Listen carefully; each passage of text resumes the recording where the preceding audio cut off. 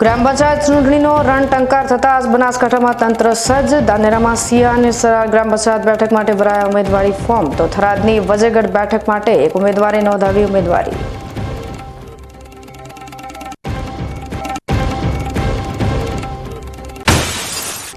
બનાસકાંઠાના વિદ્યાર્થીઓ માટે સોનેરી તક, પાલનપુરમાં યુપીએસસી ટોપર્સ દ્વારા પ્રેરણા સાથે અપાયું માર્ગદર્શન।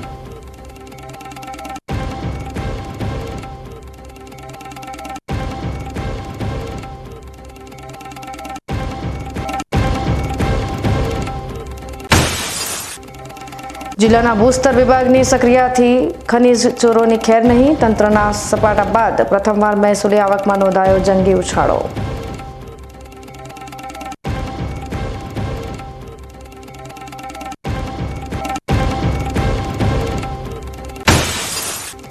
અને થરાદના આસોદર ગામની વર્ષો જૂની માંગ પૂર્ણ, વિધાનસભા અધ્યક્ષ શંકરભાઈ ચૌધરીની પહેલથી તળાવ ભરાતા લોકોમાં આનંદની લાગણી।